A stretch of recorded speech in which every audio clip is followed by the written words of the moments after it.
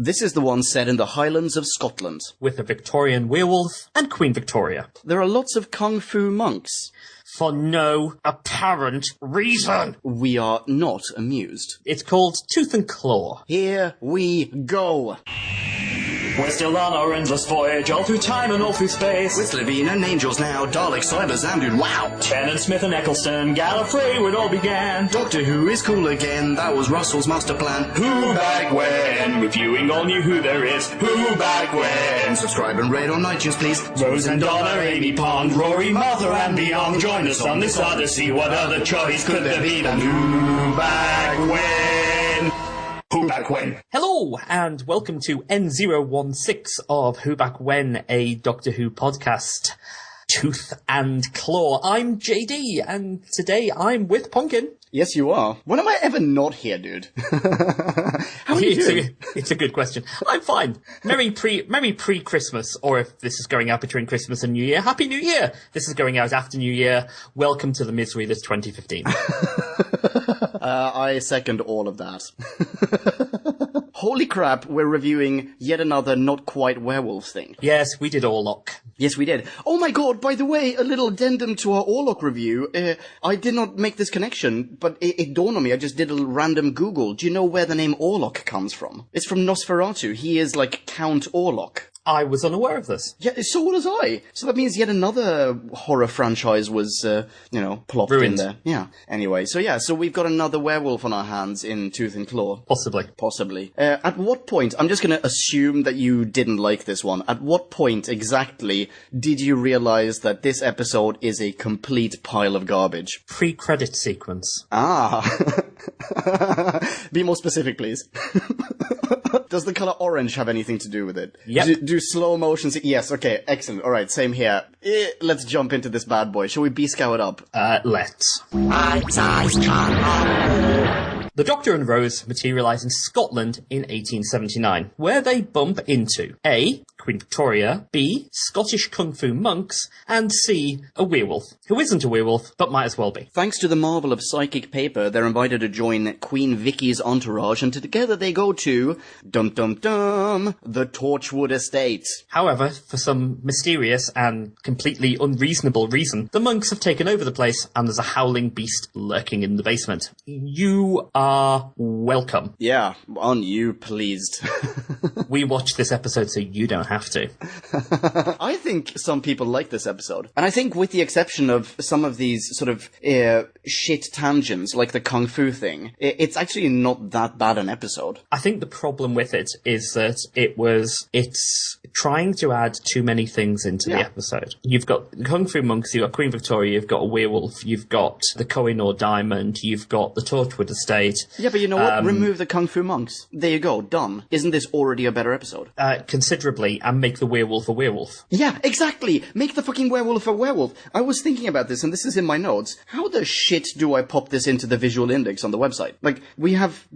Can I post this as a werewolf? I can't, because it's not a werewolf. Will there ever be werewolves? Or will, like, werewolves turn up in the future and they're a different kind of, spoiler alert, alien? It pisses me off that you do these... not you personally, JD, but that they do these supernatural stories, but they don't let them be supernatural. Like, they add this sci-fi element to it. I like the supernatural elements. Sometimes we do actually get supernatural stuff, and I love that. Sadly, it's quite rare. Yeah, that's true. We end up with stuff like this, or we end up like crap, like Vincent and the Doctor in Matt Smith's era. Okay. The episode is superb. It is a wonderful character piece about Vincent van Gogh. Yeah. Until the alien turns up for the last 5 minutes. Oh, I don't even remember the alien. Yeah, be grateful, right? All right. There is no reason for it to be there. And I imagine not. it ruined what would have been a perfectly wonderful historical episode. Wow. Because we've already reviewed The Unquiet Dead. Yeah, exactly. Where we could have had ghosts, but we didn't. We could have had zombies, but we didn't. Yeah. And you get this character piece of a cultural, historical figure. Yeah. Anyway, whatever. The parallels are infinite, ladies and gentlemen. Let's jump into this episode instead. Tooth and Claw. Pre-credit sequence. Oh, balls. Yeah, sadly.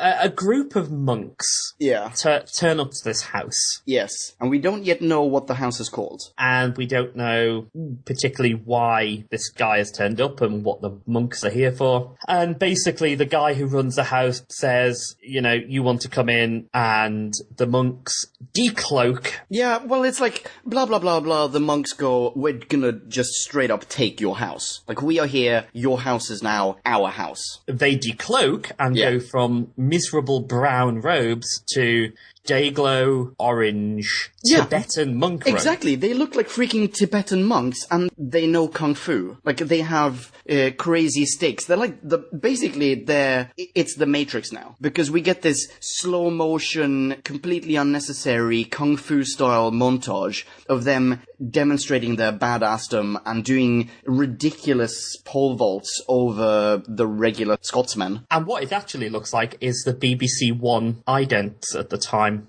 which were also orange people doing kung fu. Yeah. Oh wow. Do you think that's an actual reference? I haven't seen those items. No, it's not an actual reference, because this would have been written, I think, before they came out. Oh right. I think it's just a complete coincidence, and it's just then we get a title sequence. Yes. Oh, balls. Thankfully. The Doctor and Rose are partying on the TARDIS. Yes, they are. And we have a very different Doctor. I mean, holy crap. You know what? Every single Tennant episode, at least in his first season, we're probably going to be going, or I'm at least going to be going, oh my god, we have such a different kind of Doctor right now. I mean, like, he's just so much more bombastic and happy and jolly and up for a party and up for a laugh. He's more sociable and so on and so forth. This is no exception to that rule. He is talking about, like, how he used to be a punk. He used to go to gigs. Why else would you have a TARDIS except to go to cool places and have fun? Well, yeah, because he lists, off the top of his head, a list of places that he could possibly take Rose. Yeah. Battle of Trafalgar, the Anti-Gravity Olympics, Caesar crossing the Rubicon, or Ian Drury in Sheffield, England in 1979. Yeah. He says, what is a TARDIS for? And that's my point. That's my point. This is about having fun. Sorry, what was that? This is about having fun. Yeah, that's exactly what I said. Eccleston was not like that. Like, no. For Eccleston, having a TARDIS, it was to, basically it was going to the final frontier. Like, explore strange new worlds. That's the TARDIS for Eccleston, right? And here we have someone who's basically hijacked the Enterprise and is using it to go pick up chicks. Yeah, and he is going on a date with Rose. Yeah, yet another date. But yet another date. They plop off, and instead of arriving in 1979's Sheffield, they arrive in 1879's Scotland. It's close. It's relatively close. They got in two digits right. Yeah. Yeah, exactly. It's the same planets. Anyway, they step out of the TARDIS, are immediately apprehended. There's some kind of caravan, basically, and yada yada yada. It turns out they've bumped into Queen Victoria. We've got another queen to add to the Vindex. Sweet. And the Doctor introduces himself as Dr. James McCrimmon. Oh, McCrinnon. Okay, I've got McKinnon in mind. Oh, McCrimmon. No, okay. McCrimmon. All right, cool. From the township of Balamory. Balamory being a BBC One children's TV show. Oh, really? Oh, I didn't know that. And James McCrimmon being Jamie, the companion from the second Doctor. Oh, really? Correct. Oh, wow. That's fantastic. I didn't know that. Played, of course, by Fraser Hines. Who we met. Who we did meet. And yes, we he did. is the longest-serving companion, going by number of episodes. Oh, really? Again, another fact I was not aware of. That's awesome. Okay, so, alright. Nice trivia. So they meet Queen Vicky, and they acknowledge... Let's put a pin in this, okay? They acknowledge that Rose is practically naked. That's a quote. She is practically naked. And the reason for this is that she's wearing her, like, dungarees, and she's looking like a chav, basically. And as opposed to wearing, like, 20 skirts on top of each other, right? Correct. Yeah. Pin, she's naked, I wish, and so they carry on. They're now part of the entourage. They do. Queen Victoria is going to... Did you say they do Queen Victoria? They don't do Queen Victoria. Is there a missing scene I didn't didn't see. Queen Victoria mentions that she's had an assassination attempt on her life. Yeah. And they're going to go and hang on, let's build a little bridge back to Eccleston. And Rose goes, "Holy shit, I didn't realize this. Like when you hear of assassination attempts, you think of people like JFK. You don't think Queen Victoria." Shazam! Back in season 1 of the Doctor Who revival, we saw a sketch of, or possibly a photo? No, yeah, it was a photo. Well, mock-up, I guess, of Eccleston's Doctor at JFK's assassination. Correct. Shazam. And before I get on to my next bit of trivia... Yeah. Oh, sweet! I will point out at this point that Rose is the single most irritating companion that has ever walked the earth. Yeah, she's crazy annoying in this one. She's crazy annoying. Basically, she makes a bet with the Doctor for a tenner. Yeah. That she cannot get... That she can get... Queen Victoria to say, "We are not amused." Yeah. Which, okay, I'm gonna agree/disagree with you. Or, like, open brackets, close brackets, agree with you. I think as far as bets go, this is a pretty good one. Like, this could make for a really fun banter session across the episode.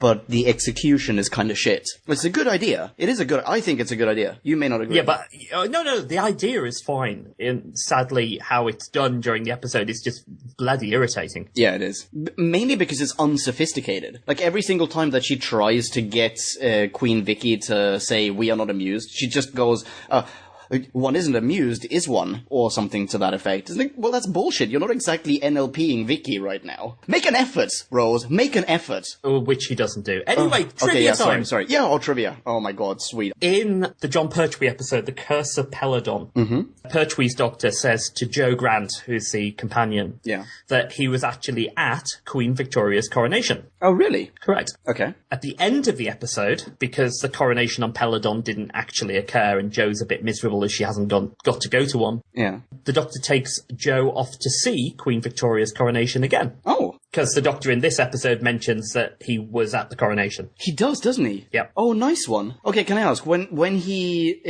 takes his companion to see the coronation again, as in, like, I've been there, I'm now going to go back there, is there a Marty McFly element there where he, like, sees himself? No, it's right at the end of the episode. The end of the episode is Joe and the Doctor going off in the TARDIS to the coronation. We don't actually see the coronation. Oh, cool. Okay. Oh, that's fine. Oh, by the way, Curse of the Peladon, written by the Spoonmeister, I believe. Dennis Spooner did a lot of things. Spoon. The Spoon Hammer. Victoria is played by Pauline Collins. Ooh, okay. Pauline Collins has a prior Doctor Who connection. No freaking way, go for it. In the Patrick Troughton episode... Oh shit, really? Going back? Okay. The Faceless Ones, which was the... No wonder I didn't recognise her. The last episode of Ben and Polly. Yeah, spoilers. Spoilers. She played a character called Samantha Briggs. Okay. And she was invited by the BBC to be the new companion. Oh, and wow. she turned it down. Why? I don't know. Why would anyone... Oh, wow. Okay.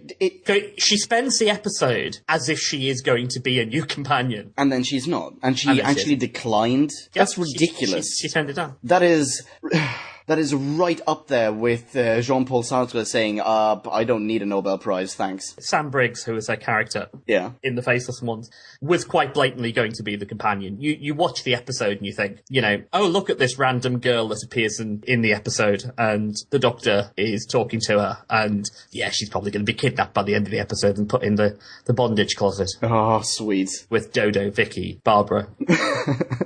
Meanwhile, the carriage arrives at Torchwood House. Yes, Torchwood, or Torchwood Estate, or whatever it is. They arrive at Torchwood, which obviously rings bells. If this is not familiar to you, lady and or gentleman, I'm sure we'll get into this by the end of this episode. Anyway, they pull up, and what's his face? Who owns the place? Rob McLeish. So the Robmeister basically goes, listen, kind of feel like maybe you've arrived at a bad time. Like, we don't have any food to offer you, Queen Face. You should probably come back another time. And obviously something is a little bit off. And we recognize that now, no longer sporting orange Tibetan monk outfits, the same kung fu wannabe Matrix people that we saw in the beginning. They're now there in, like, black tie, posing as the butlers. Father Angelo. Father Angelo. Why is his name Angelo?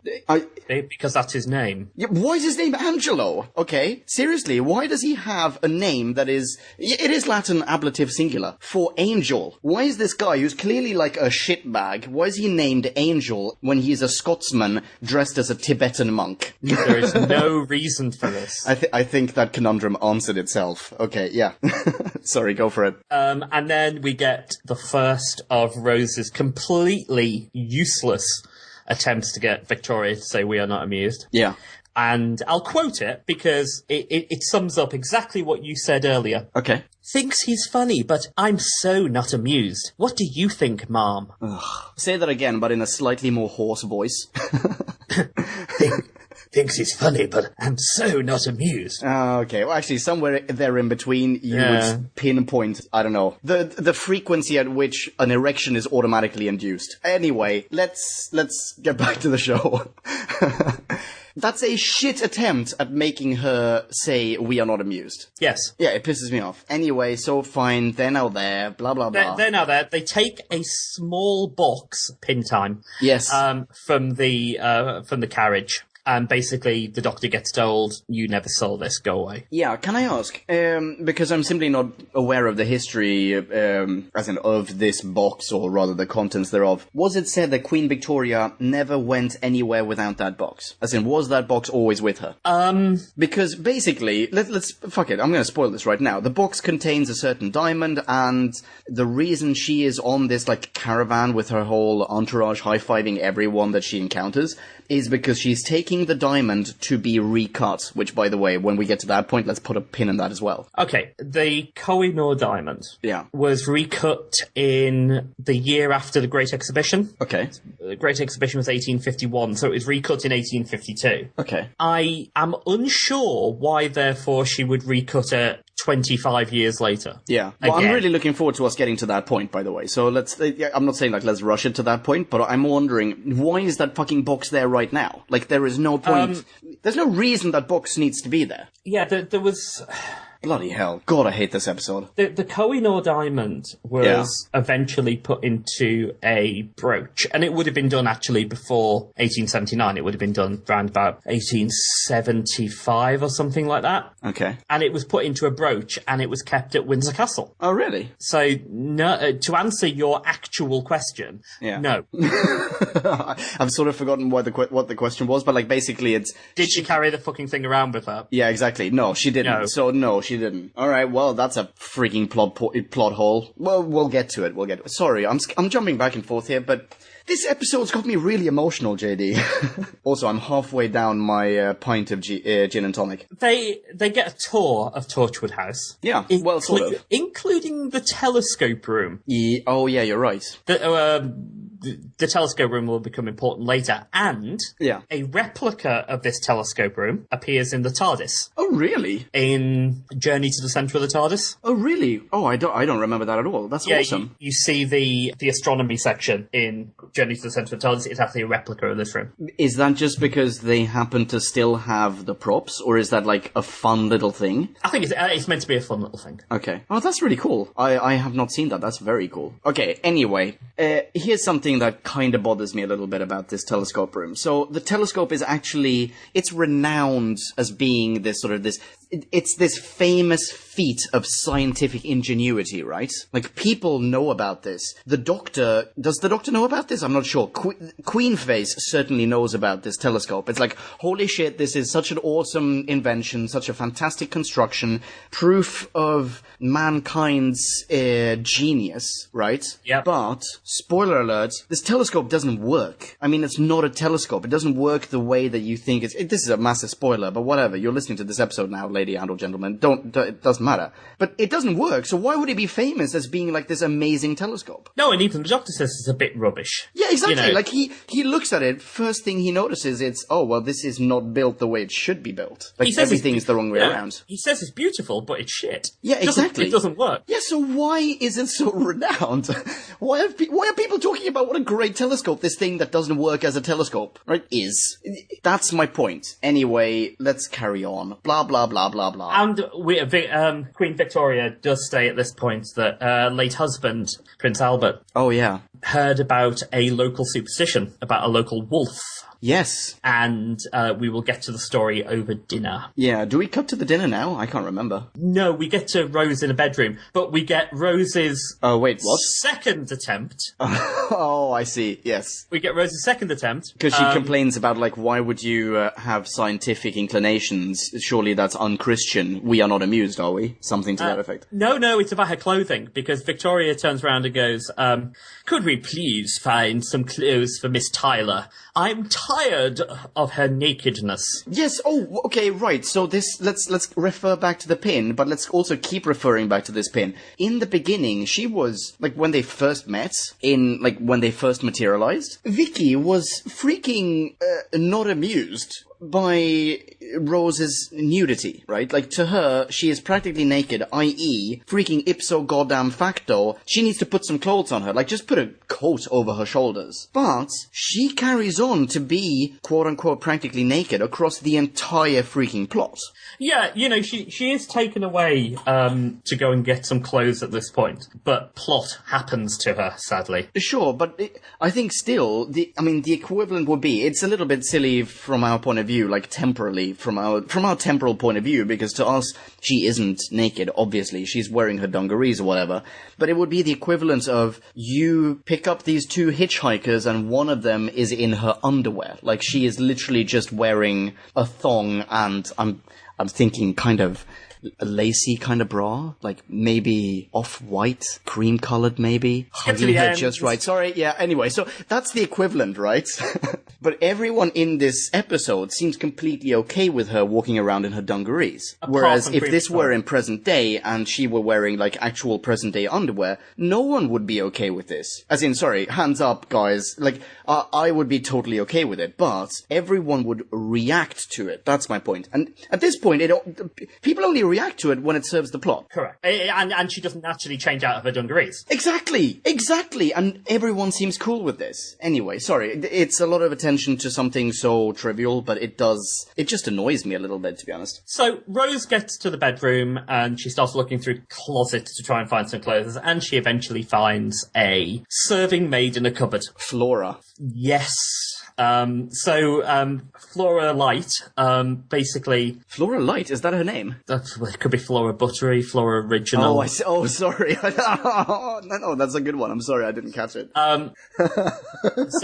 Miss Buttery is a bit scared. Yes. Because they took the steward and the master away. And we, as viewers, know this is going to end badly. Yeah. Because Rose is like pestilence. She is the harbinger of death to the lower classes. Because when she talked to the blue plumber in The End of the World... Oh my god, that is the best... Oh, sorry, I don't want to cut you off. Carry on. This is a work of genius. Carry on, sir. The blue plumber died. Yeah. When she had this scene almost exactly in Unquiet Dead in the kitchen, then later on, Gwen died. Holy shit. And it's probably not a spoiler because Flora dies. Yes, she does. That is mind-blowing, dude. That is a fantastic connection to make. Nice one. So anyway, the doctor is in the dining room waiting to Rose. Yes, and we get a little story. Kung Fu Monk basically says she's been delayed by her clothing. Yeah. Which, to be fair, knowing Rose, yeah,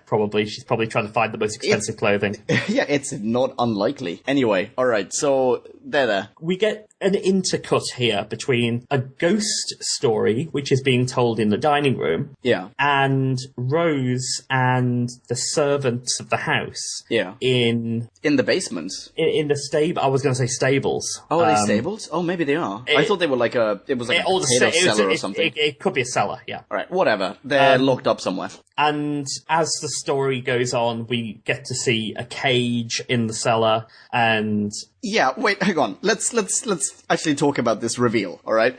So yeah, go on. They are in They're in this cellar or basement or whatever. They're in that place, the stables. Who cares? They are there. The monks, who have they've chained all these people to the wall. They go down these stairs. Oh yeah, actually, you know what? It is a basement because they walk downstairs. Yeah. And they're carrying this massive cage. But over the cage, the cage is draped in some sort of whatever.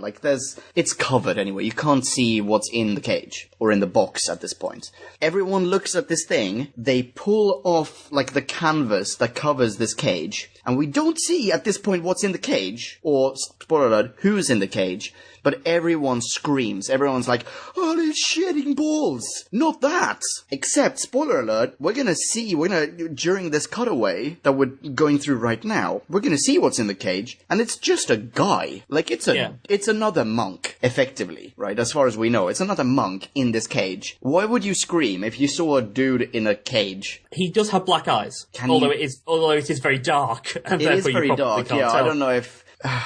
You are right, he does have black eyes. I guess that might be the explanation. I don't think that's worthy of getting everyone to collectively scream. No, neither do I. But you get Rose talking to this guy. Yeah. Intercut with Robert doing a story of a werewolf. Yeah. And actually, this is a fantastic conversation that Rose is having with the dude. Oh, absolutely. You get a very good scene right at the end of the werewolf and Rose. Yeah, which we have to soundbite, by the way, I think.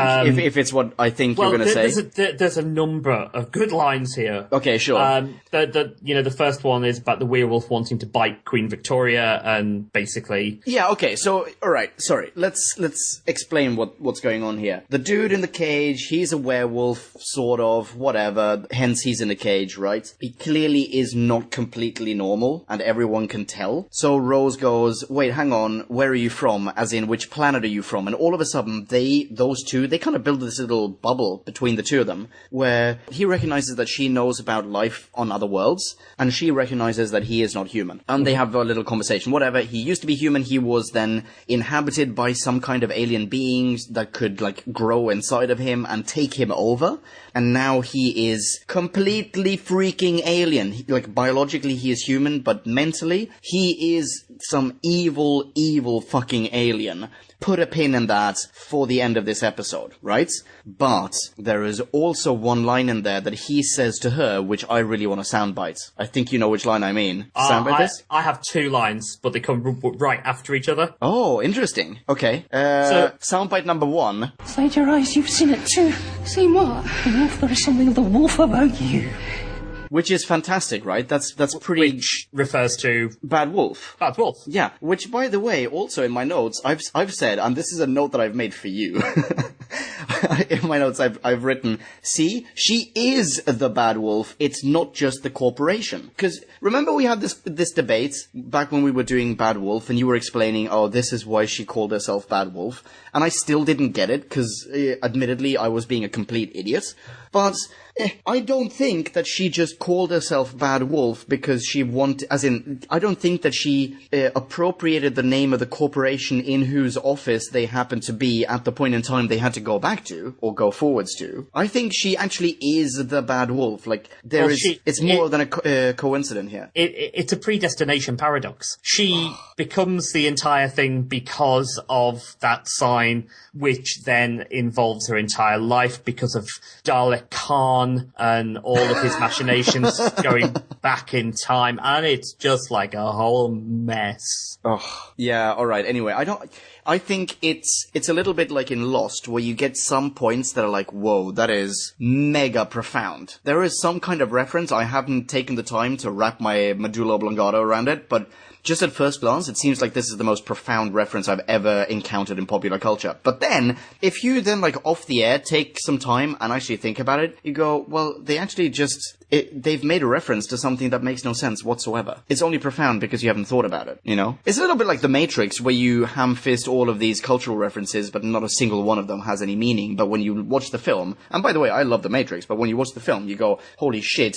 this has philosophical depth. But it doesn't. No, it really doesn't. Yeah, the same thing, I think, can be said about Bad Wolf. I think it's absolutely spiffing. I love the whole concept. But when you think about it, it's just dumb. But on the topic of werewolves, yeah, of which this won't be one. Yeah. We have had werewolves in Big Finish, in the audiobook Loop Guru back in 2001, and in the Sylvester McCoy episode, The Greatest Show in the Galaxy. Wait, hang on. Okay, that's awesome. Remind me of the audiobook, the Loop Guru? It's Loop Guru, yeah. It's a 2001 Peter Davison and Turlough. Oh, I see. Big Finish audiobook. That's been referenced in something that you and I have reviewed, though. I think it was done by the same writer as... Oh, that's what it is. Because I know that you've mentioned it before. Yeah. Phobos. Bloody Phobos. Alright, great. Yeah, ladies and gentlemen, you should listen to our review of Phobos. We did not like that one. Yeah, and the werewolf in Greatest Show in the Galaxy is not a werewolf again, it's an alien. Is it the same kind of alien? No. Are there ever proper werewolves? No. Okay, so are you trying to tell me that werewolves are a little bit like Yetis? In the sense that... oh, no! Well, there are only two kinds of Yetis. There are the Yetis that are clearly fucking Yetis, but that people claim are Mongolians in coats. And then there are robots. Yes. But there are no actual Yetis ever. Doctor Who. Okay, the writers of Doctor Who, please bear in mind that I have to document all creatures that the Doctor encounters in the visual index on whobackwhen.com. You are not making my life very easy here. God damn it. Okay. And soundbite number 2. Soundbite? Soundbite. Burn like the sun, but all I require is the moon. Which is self-explanatory and absolutely totally kick-ass. So what happens now is that the werewolf is bathed in moonlight. Sexy. And starts transforming from a man into what people traditionally think of as a werewolf. And also, might I add, the effect that we get of the dude turning into a wolf, or a werewolf, or whatever. Actually, of the dude somehow transmogrifying, god damn it, of the guy transforming into something, right? It's incredibly American Werewolf in London. It looks exactly like that. And I don't want to plagiarize something I've heard on another podcast, but I'm sure someone at some point has had this conversation. Actually, lots of people have probably had this conversation, so maybe let's not go into depth here. But since American Werewolf in London, I think this is the way that every single werewolf has, like, with the exception of Buffy the Vampire Slayer, this is how every person who is a werewolf turns into a wolf. Yeah, apart from Buffy and apart from Twilight. Oh, you're right. Stupid Twilight, where they just go, poof, suddenly you're a wolf. But and your genes are fine. Even being human does something exactly like this. Yeah, exactly. Yeah, very similar. God, that was a good show, by the way. All right. So we have the doctor in the dining room finally realizes something is up. Do you know what? I do have a phrase which sums up this scene and Father Angelo's character in general. Okay. No more monkery. No more monkery. No, more monkery, please. No more monkery. This is the problem. This is what we get, monkery, you know. This is bad monkery. This is non-Peter Butterworth monkery. Oh, I want to throw an auditory high five to the Rawmeister. Nice reference, JD. Nice one. Okay, so he says this stupid Latin phrase over and over again. The doctor puts 2 and 2 together, basically goes, right, well, that dude clearly wears orange in his spare time. And then, Shazam, everything turns to shit. And now we get 20 minutes of running up and down the corridors. Yeah. That's actually what it feels like. That is pretty much exactly spot on. They're being chased by this werewolf, who, by the way, looks badass. I mean, the CGI involved in this, super well done. Super well done. And we've got this massive goddamn wolf running around. It chases them into, the library, first of all. Actually, wait, hang on. Let's get to the library in a bit, because it pisses me off when they get to the library. Whatever. But they're in there. They cannot escape from the house because the monks are outside now. They're like wearing mistletoe, I think it is. And they're sporting what in my notes I've said are semi-automatic rifles, which makes no sense for the time. Well, it makes no sense considering they'd be better without their rifles because they're fucking kung fu monks. Oh, that's also true. What happened to their kung fu skills? It makes no sense. And anyway, the kung fu is the Yeti of the story. Yeah, Father Angelo kung fu powers obviously completely fail him when he is offed by a small handgun held in the handbag of Queen Victoria. Yeah, it's a garter belt gun. Yeah, and considering he's been able to disarm Robert, who is a soldier. Yeah, but like, freaking matrixing all over the place. A, 60-year-old elderly queen, he just doesn't. He's also apparently lost his kung fu-ness at this point. I totally agree with you. More people die. The steward dies. Robert dies in the kitchen. I was going to say, in the kitchen, this is where we learn something kind of interesting. So the monks who are outside sporting semi-automatic rifles, which are completely anachronistic, they are wearing these like wreaths of what we learn is mistletoe. And it seems as though mistletoe is somehow, like it's a werewolf repellent. We find out these aliens who look exactly like werewolves but are not werewolves, they aren't actually allergic to mistletoe, but the monks have somehow psychologically conditioned them to believe that mistletoe is a controlling factor and or harmful to them. Or did I misunderstand that? I think that's exactly what happens, right? Oh, yeah, and it gets worse than that. Yeah, but let's put a pin in that, because they aren't actually, like, mistletoe isn't actually harmful to them. They just... This particular werewolf happens to think that mistletoe is harmful to it. Oh yeah, and we'll get onto this very soon. Yeah. Pin time. All right. So meanwhile, while there's running in the corridors, the doctor says that it's not actually a werewolf. It is a light modulated species triggered by specific wavelengths, which is quite good considering he looked at it for 5 seconds. Yeah. No, well done, Doc. I think that's fine. I think in some cases it's okay if the doctor gives a diagnosis just by looking at something. And in this case, he still he has the knowledge that, okay, so moonlight activates it in a way. So clearly light plays a part, basically. Yes, but a light modulated species triggered by specific wavelengths. It's very specific, okay, considering I'm reaching. You're right. The ending, because we know he has met other werewolves, which are not light-based creatures. Oh shit, you're right. No, you are right. You're totally right. If werewolves were all like this, it would make sense. Yeah. But, the last werewolf that he'd met, canonically, in Doctor Who, was certainly not like this at all. So wait, hang on. Is the werewolf light-based? That's what it says. As in, it's made up out of light? Yes. Wow. Which is why the end of the episode is what it is. I suppose, yeah. Okay, alright, fine. Stupid either way. It is stupid, and when we get to it, it'll be thoroughly ridiculed. Okay, anyway, whatever. The steward now dies. Yeah.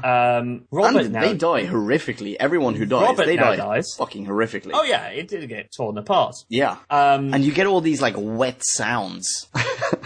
It's like someone... It is good.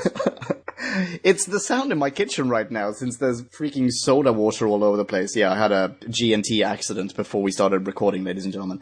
But like, if you were to walk into my kitchen wearing, like, Wellingtons, that's the sound that you hear when they dismember people in this episode. It's like... Oh, gross. So, /sexy. Okay, go for it. Everyone dies until we're left with the Doctor, Rose, and Queen Victoria, who run into the library. And now we get number 3 bit of Rose. Okay. Where she goes, I'll tell you what though, Mom, I bet you're not amused now.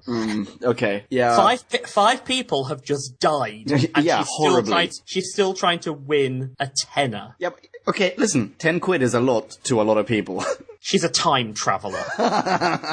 Yeah, and she's about to die. I know. No, I get this. I absolutely get how it infuriates you. It infuriates me as well. But, yeah, there's nothing... I cannot add anything to the whole we are not amused joke. It wasn't funny the first time. It's certainly not going to be funny the third time. Whatever. In this library, though, we encounter another one of my pet peeves. It's the complete and utter blatant disregard of literature in television media. So in this case, the Doctor goes, well, we have a whole arsenal in here. We don't need weapons. We're in a library. These books they are our weapons. Like, knowledge is power, basically, right? But then, he picks 2 books completely at random and, like, throws them around. And then, coincidentally, the book that he's picked completely at random happens to tell the story that is relevant to him solving the problem that he's encountering in this episode. But you know what, like, maybe check the spines of these books before you just pull them out and throw them around. I mean, it seems as though TV media does not know how to handle books or anything in a library, ever. Don't just take a book and throw it around. Just because it's got it's leather bound doesn't mean that it's going to be relevant, right? Yeah, no, I agree totally, but I have a bigger problem with the library. Okay, what's the bigger problem? Well, the Doctor licks the door because he sees some carving of mistletoe on it. Yeah, and the wolf, we should say this, the wolf cannot get into the library. No, and apparently the viscum album, which is the oil of the mistletoe, has been worked into the wood like a varnish. Okay. And, you know, they forgot the roof, but they did every other bit of it. Okay, fine. Yeah. And, yeah, the Doctor now says that the wolf thinks it's allergic. Mm-hmm. Yeah. But there's a problem. There's a problem about this library. Okay. Viscum album is a toxin. It's called a ribosome inactivating protein. Do you know what it's most like? Okay. No, because I didn't know any of the stuff that you just said. That was like Aramaic to me, dude. That went straight over my head. I have no idea. Tell me. Oh, the next word won't be. Ricin. What? Are you shitting me? Did the Doctor just licked a door that was painted with ricin? Yeah, but that's not the problem, because he is a Time Lord. Okay, fine. They're locked in a room where there is ricin, or the equivalent of ricin. Basically, on the walls, on the doors. Anyone that actually read a book in this library was almost going to die. People they were like inhaling ricin fumes. Yeah, it's very. Is that similar. True? That's insane, man. Okay, what? It's not as bad as ricin, but it is still toxic. Yeah. Okay, well, in that case, yeah, maybe I'm okay. My pin kind of still works, but it kind of doesn't work. So, all right, fine. So it's toxic. I didn't know that. That's insane. Because it would be toxic to essentially anyone, right? Like at the very least humans. But the reason I put a pin into the whole mistletoe thing earlier, it was this scene. I wanted to get back to it because knowing that the werewolf would try to get into the library, which, by the way, how would you know that? They painted the doors with, they varnished the doors with this mistletoe oil. But the pin was put in place because these werewolf aliens aren't actually freaking allergic to mistletoe. It just happened to be the mental conditioning, or psychological conditioning, that these particular monks applied to this particular werewolf. So why would you take for granted that, okay, well, we can protect ourselves from werewolves by putting mistletoe all over the place? It makes no sense. No, it really doesn't. And it would be a different thing if they had brought in silver, for example. You know, like the whole werewolf lore thing of, they're practically allergic to silver. That would make infinitely more sense. Yeah, exactly. And then you could actually say, well, this is an inherent flaw in the genome of werewolf aliens. Like, they are allergic to what we refer to as silver. Or, you know what? Fuck silver. Let's just say that they are all allergic to mistletoe. Like, that would definitely kill all of them. But the fact that you try to overcomplicate it by saying, it's not that they're allergic to it, it's just that this one happens to believe that they are, makes the use of this varnish null and void. Yep. Makes no sense. Makes no sense. So we get exposition central now, because the Doctor's magic picking off of books has revealed that in 1540, a star arrived from the heavens, and maybe a single wolf cell survived, and it went host after host through various humans, and it now intends to infect the Queen, so it can basically make the British Empire evolve spaceships and stuff like that, so it can, probably leave. Is that the ambition, do you think, of the alien? Yeah. To basically further the British, or like the Commonwealth, to the point where they are technologically advanced enough to allow it to leave the Earth? Well, the Doctor says the Victorian Age accelerated starships and missiles fueled by coal and powered by steam. Yeah, that whole tangent made no sense to me. I think it sounds really cool. You know what? I want to see an episode of Doctor Who in which they have I want to see a steampunk episode, basically. I think that's awesome. But because steampunk in general it's just like a really cool concept. But why would you ham-fist that into this? I don't you know what? I'm sorry, JD, explain this to me. I do not understand the reason for introducing steampunk into this episode. For one line. Yeah, but that one line is the introduction of steampunk into this episode. Like, No. I'm agreeing with you. There is no reason. Okay, alright. And then, still in the Library of Death, Yeah. we get to both one of my least favourite bits of the episode and my favourite line. Oh, really? Okay. What's that? Well, first of all, Victoria finally admits that she's carrying around in her little box a Kohinoor diamond. Yes. And she turns around that, I ask only that you find some place of safekeeping for something far older and far more precious than myself. There's no real, Yeah, what's the reason for safeguarding this diamond if it's at the cost of your life, Queen Exactly. face? And she's never come across as anything like that. Victoria always came across as very pragmatic. Albert, her late husband, did, try and get the diamond into a good shape for her and stuff like that. So, I can understand it. She cares about it. Okay, but sure. not to this amount. This is just beyond stupidity. But it does give rise to my favourite line. Okay, what's that? I think we should soundbite it. Okay, alright, I'm up for that. Soundbite. Jackie Tyler bite. Good job my mum's not here. She'd be fighting the wolf off with a bare hands for that thing. She'd win. Yeah, nice one. Oh, I Yeah. miss Jackie. Yeah, she'd improve this episode. Yeah, when did we last see her? Was it the last episode? Yes, at the very start of it. Actually, yeah, that's exactly right. I already miss her. So, the Doctor gives us a history lesson saying that Prince Albert kept cutting down the Kohinoor. Yeah. And then he does his Sherlock Holmes thing of starting to put everything together. Yeah. Yes, you're right. Okay, sure. I'm not even gonna bother with a pin. When we get to the shit telescope, I'm gonna drop a steamer on this episode. Go for Well, it. let's head to there right now, because Yeah, let's do that. the wolf comes through the skylight. Bada bing, they leave Because the library. They didn't rice in the skylight. So Flora Buttery arrives with some boiling water, which she throws at the wolf. Oh, yeah. The wolf runs off because Flora Buttery has basically put mistletoe in the water. Oh, man. Flora Buttery. Oh, She's doing quite well. buttery women. So Like basically, they now run to the observatory. I'm a fan. Yes, sorry. Yes, they do. They run to this observatory, the room containing the telescope that is famous for being a great telescope, even though it's a shit one. And blah, blah, blah, blah. Rob Face, he now sacrifices himself, right? Correct. And we are treated to more squelching noises as the werewolf disembowels him, hot. And then inside the observatory, what happens? So the Doc has the diamond in his hands, blah, blah, blah. What the Doctor does is he sticks the Kohinoor diamond into a slot on the Knot telescope. No, that's not what he does. Oh, go on. No, I'm sorry. No, he doesn't introduce it into the telescope. Oh, no, he sorry. and Rose start, like... They rotate the telescope. Yeah, well, I was going to say jacking it off. Like, they essentially jack off this telescope that isn't a telescope until it is perfectly aligned with the moon. Moonlight shines into the telescope. Like, they basically turn it around, I think. Like, they flip it back to front. Oh, yeah. Right? So moonlight goes into the telescope, the wrong end, quote unquote.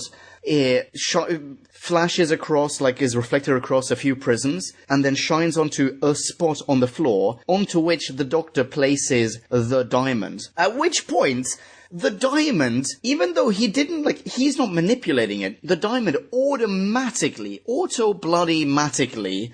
fixates itself onto the werewolf who isn't a werewolf. Like, it just automatically targets this thing and thus elevates it. It is freaking elevated off the floor. I'm sorry, I'm so goddamn pissed off right now, dude. I am so pissed off. It is elevated, blah, blah, blah, blah, blah. The goddamn human being inside of it, who shouldn't even be able to speak English because he was like an infant when he was taken over by this alien, all of a sudden starts speaking English and going like, oh my god, just crank it up a little bit, release me from this stupid werewolf who isn't a werewolf. They crank it up, because how the fuck do you crank up moonlight and then they evaporate the alien? Who, by the way, looks exactly like a human being with a wolf head. I can... Oh, so pissed off right now. Only disagree with one thing you've said. Oh, really? Oh, please, go for it. Anything that you can say that can abate my hatred for this scene is welcomed. I can understand how they can increase the intensity. How? Because what they're doing is they're focusing the prisms so that the beams of light line up. Oh, That I can understand. Okay, fine. Explain the automatic targeting system of the diamond. No. Okay. Explain this to me as well. Let's go back to the pin that we didn't even bother putting in before because it was so blatant. She was on her way to recut the diamond because even when he died, Prince Albert was not convinced that the diamond was complete. Like, it wasn't perfect, right? Correct. That's the backstory that we get. He kept cutting this diamond, cutting it over and over and over and over and over again because it was never exactly right. And now we understand that exactly right would mean it will automatically target the wolf or whatever. But it wasn't exactly right, hence why she's there in the first place. So why does this diamond even work as a weapon against a werewolf that isn't a werewolf? Fuck this episode. Well. Don't really have much more to say for that one, really. Who wrote this? I don't know. Was it Russell T Davies? It might as well. I think have it might have been. Okay, anyway. All right, let's just go on. The wolf is now dead. In fact, the wolf has been evaporated. At which point, by the way, let's just explain this as well. So the light, it bounces off the diamond onto the wolf, elevates, blah blah blah, disintegrates the wolf. At which point there is no more moonlight. The moon ceases to emit any kind of radiance the second the wolf is dead. Shouldn't this diamond just be like throwing moonlight all over the place? Yes. But it's not. Anyway, so the wolf is gone, and we get this tiny little thing of like, oh wait, queen face, did it bite you? Oh no, it didn't. It was a splinter. I'm fine. Blah blah blah blah. Clearly, queen face McVicky has been bitten or scratched or whatever. So now, queen face McVicky is a werewolf, and we have to discuss that later on as well. Yeah. So we go to one of the rooms downstairs. Okay. And for saving her life... Yeah, this is the following day. This isn't, like, immediately afterwards. Oh, this no, is the following day. It's morning, yeah. Yeah. The Doctor is knighted, Sir Doctor of TARDIS. Very cool, okay. And Rose is made a Dame. Dame Rose of the Powell Estate. Which is hilarious and awesome. I like it. And then Queen Victoria says... well, never come back. Never come back here because, you know, you consort with demons and while you have saved my life, you're a danger and you run around laughing and joking when everything is going to hell. Fuck off, leave my world, never come back, bye-bye. Yeah. She's pissed off. Oh, she's very pissed off. Can I just make a little point about the scene? Yes, I've got some as well, so you first. Okay, no, please, go ahead. Sorry, No, go on. Okay, what? Oh, ladies and gentlemen, JD is like, he's such a gentleman. That's so courteous. Okay, right, fine. All right, fine. I just have one tiny point to make. This is the following day. They have had plenty of time, e.g. to change clothes. But Rose is still, quote-unquote, practically naked because she is still wearing her stupid dungarees over her, like, purple t-shirt or pink t-shirt or whatever. She is still considered naked by Queenface. Why would Queenface make her a dame? The whole, like, swords on shoulders business, when in her mind, Rose is basically wearing a thong and, like, a really nice lacy bra. Really hugs her in the right ways. Sorry, yes, what was that? Right, my problem. Okay, what's your problem? What's your problem, man? First of all...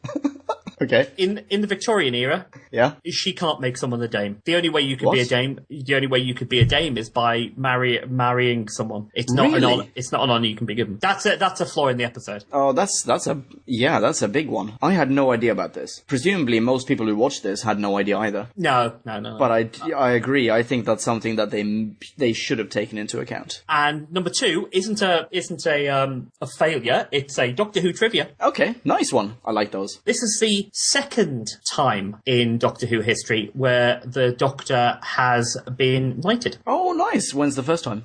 Peter Davison's story, The King's Demons. Oh, who knights him? A robot version of King John. Oh, very cool. That's very cool.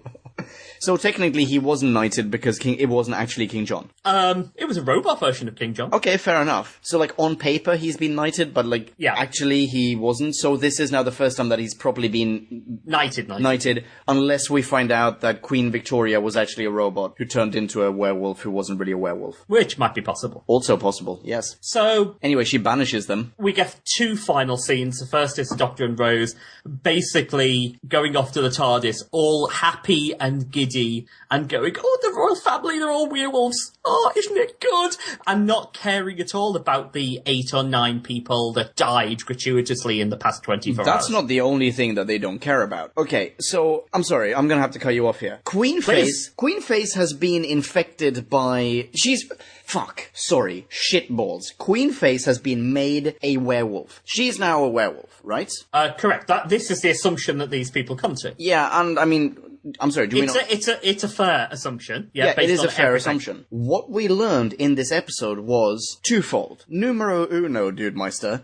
When you are made a werewolf, the alien part, like the wolf part of you, takes over. I mean, that's a given. You're made a werewolf, that werewolf will now direct all of your actions, all of your thoughts, all of your emotions, and you will be trapped inside it, completely helpless, right? This is why the human being who was trapped inside the wolf earlier begged to be released because he'd just been trapped inside his own body forever, right? So what you're saying, and correct me if I'm wrong, why doesn't the Doctor go and stick Vicky in the beam of light? Yeah, exactly. Or just fucking chop her head off right then and there. So let's go with beam of light. Beam of light is probably a better option. Yeah, you're probably right. Yeah. He's already been banished. He doesn't need to be beheaded as well. So anyway, that's number one. Number two is we found out that the alien actually intended to infect the Queen so that the Queen could take over, so that the wolf in the position of royalty could take over the country and bring forth this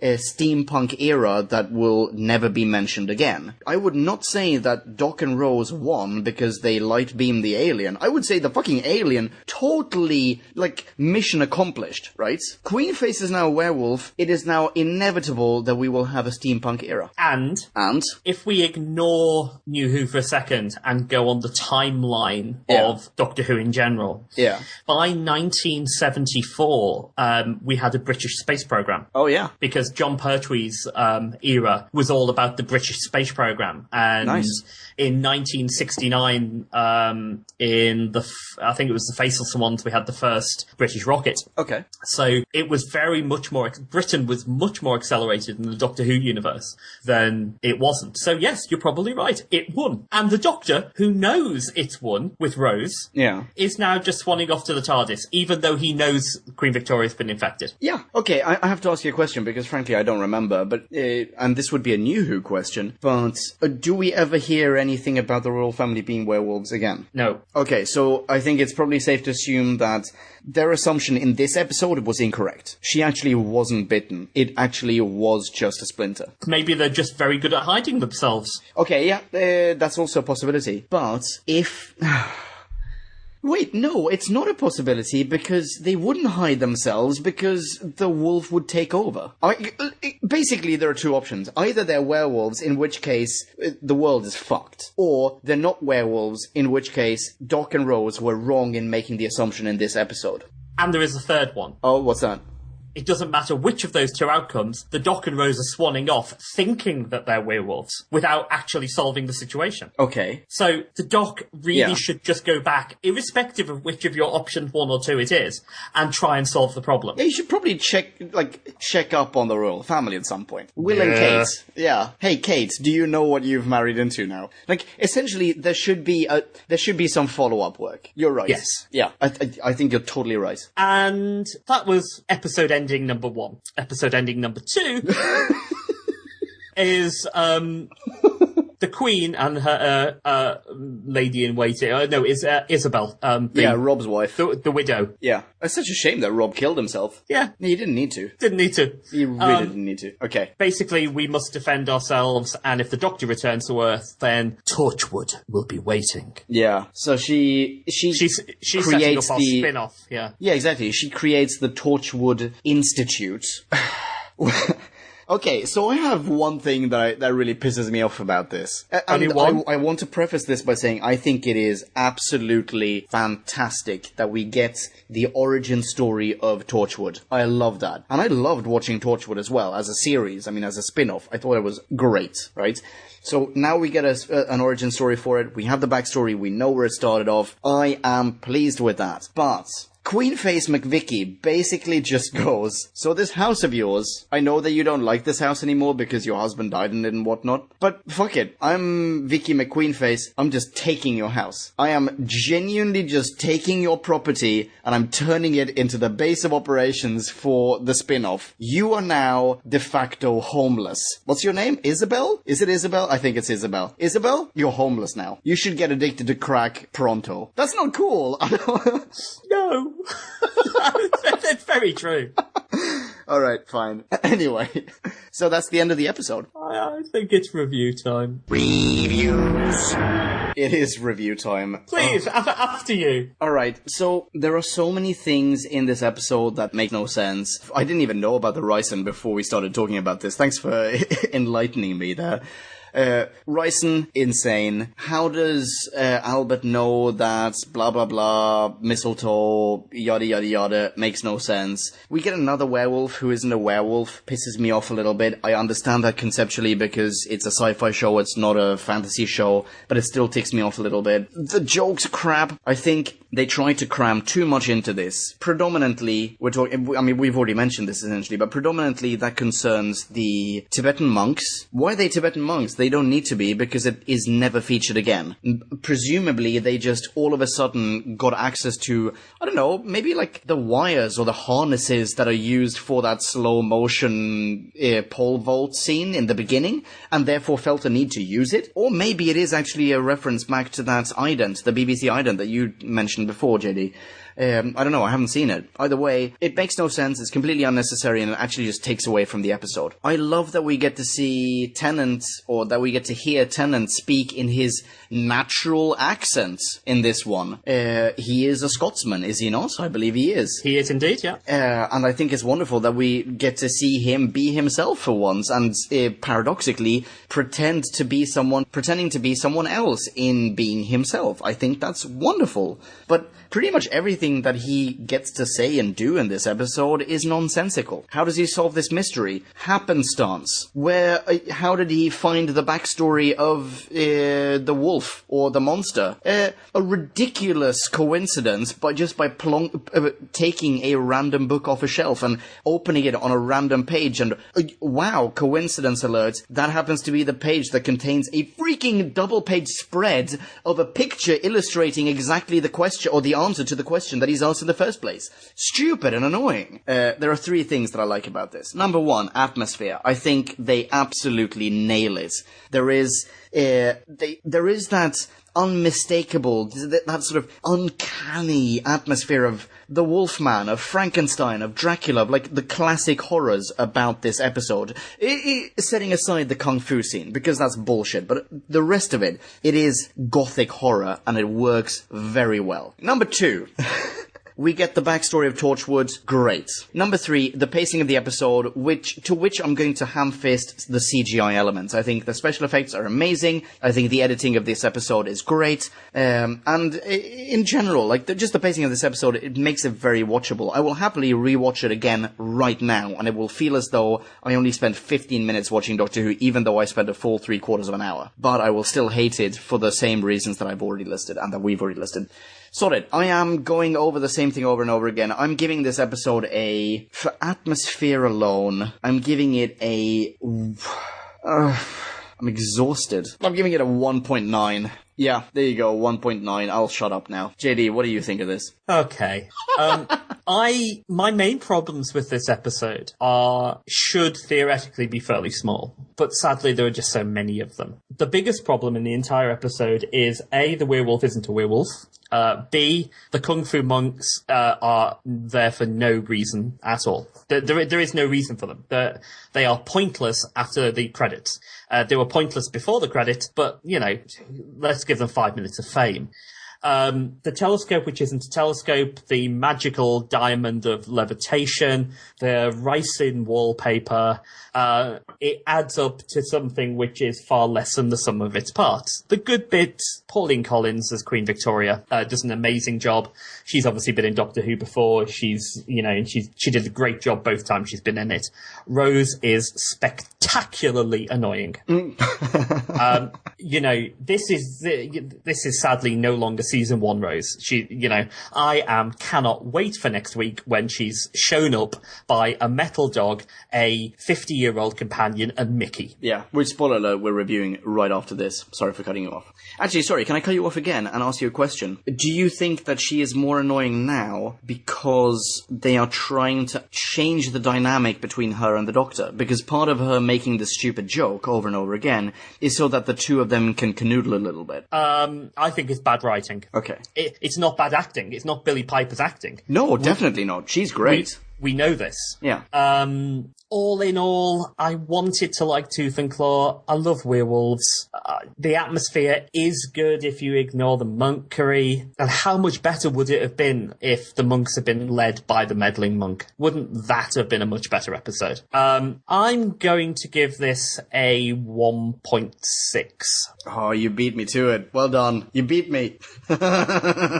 Nice. Okay. You have a question? I have a question for you. So, the alien werewolf thingy, whatever it is, let's just call it a werewolf for now. So the werewolf is, I think it's fair to say it's kind of powered by moonlight, right? Like, the second that moonlight hits it, it goes from, for some reason, being stuck in this human body into being itself and being super strong and big and just practically unstoppable. Correct. How come they stop it using moonlight? Well, Rose... Shouldn't it just boost it? Well, no, Rose puts her own pin in that during the episode. Oh, really? Because Rose asks that very question. Oh, right. I forgot that. And the Doctor says, well, you're 70% water, but you can still drown. Oh, I like that. Actually, I take it back. That's a good line. That's a nice piece of writing in this episode. Well done, whoever you are, Russell T. Davis or whoever. No, it was Russell. Oh, it was? Alright, nice one, Russ. Well done. Okay, cool. Listener. We have a listener mini in this episode, and it comes from Alan Trussler, Gallifrey and Buccaneer, a.k.a. Gallifrey and Buccaneer. How you doing, Alan? I'm fine, thank you. Oh, that's really nice to hear, Alan. Everything cool? Everything good? Did you have a nice day? Oh, really? Oh, well, that's good. I'm sure you've written a spiffing mini review. What do you say we go through it? Actually, JD and I could go through it. What do you think? Okay, cool. Alan, you don't sound at all like I thought you'd sound. Okay, so Alan writes, it's all getting a bit Russell T. Davis-y here, isn't it? His 6th consecutive story, and thankfully his last for a bit, as we get Whithouse taking over next week. How RTD managed to keep the quality this reasonably high, I have no idea. The Christmas Invasion was essentially a Dr. Light story with a nice bombastic new Doctor ending. New Earth is the standard initial story where the enemy is easily dispatched, and the tensions rather light, just like Tom Baker's Robot, Colin Baker's Twin Dilemma, and even Rose with Eccleston. Tooth and Claw falls under a similar template. It's the early past adventure, normally 2nd or 3rd into the run of the series. Unquiet Dead, Shakespeare Code, Fires of Pompeii, all the RTD series keep to this idea. Why am I even mentioning this? Because they're never really that great. They never excel at being great Doctor Who. I'll just put a pin in that. Okay. Take Series 2. We get a bunch of fluff at the start, and then later in the series, the heavier stuff. The Impossible Planet, the Satan Pit, and, oh, wait, Series 2 is rather bad, so it doesn't really work here. Series 3 is the best example. We get front-loaded stuff with stuff like the Shakespeare Code and Daleks in Manhattan. Then nice one. Later in the series, we get Blink, Human Nature, Family of Blood, and Utopia. All of the early adventures are almost always throwaway adventures, with little to no bearing on the Doctor, companions, or the series at large. It's Doctor Who by the numbers. Tooth and Claw has Queen Victoria and a werewolf. I love werewolves. Give me a werewolf film any day. And that idea sounds great, doesn't it? Queen Vic in, obviously, Victorian-era Britain. With wood-panelled walls, candlelight and carriages, and kung fu monks? Damn it, Russell, you were doing so well! He continues that there's a solid core to the idea of the story. that, good God, would I love it if it was pulled off by a better writer. Instead of dark and moody, we get Rose and a dog flirting like they've just discovered their respective sex organs and can't wait to try them out. Boring, stereotypical characterization of Victorian army commanders and kung fu bloody monks. He goes on, some bits shine, that's for sure. The fabulously tense moment when the Doc and Co. look up to see the werewolf breathing in through the roof window. Agreed, that is an awesome scene.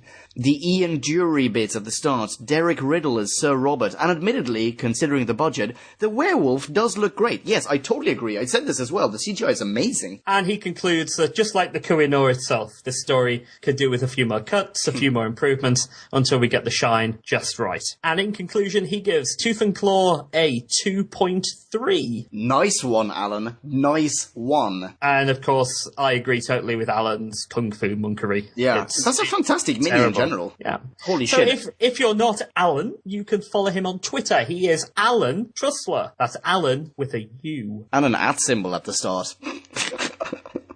Seriously, awesome mini, nice one. A lot of those references went way over my head, but I completely trust you. Well done. I do want to have one single comment. Yeah, you put a pin in this, dude. Yeah, which was, he said that the second or third episode of the series tend to be historical, and he's right. Okay. Unquiet Dead, Shakespeare Code. And then he says Fires of Pompeii is not very good. And Alan, wait until my Fires of Pompeii review. And, Fires of Pompeii, Donna Noble, and Peter Capaldi. Yeah, I'll agree with half of what JD just said. Guess which half?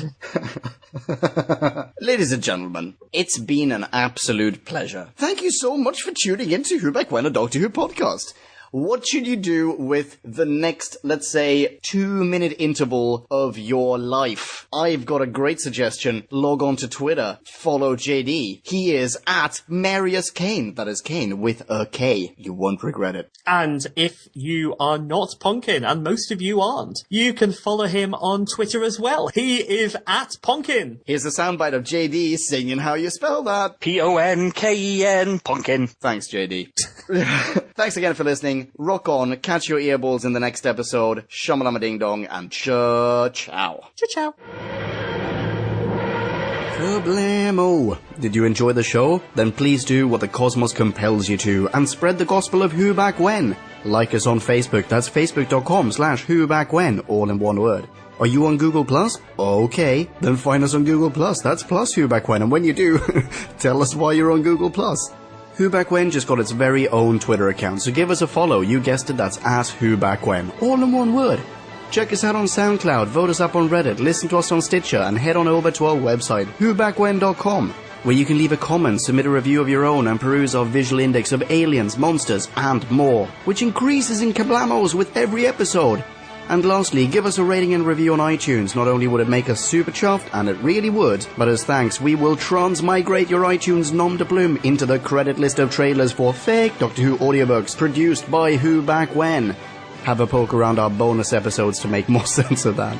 That's it, rock on and be rad and excellent to each other. Catch your earballs in our next Classic Who review, New Who review, or, still funny, Audio Who review. Ciao. Who Back When?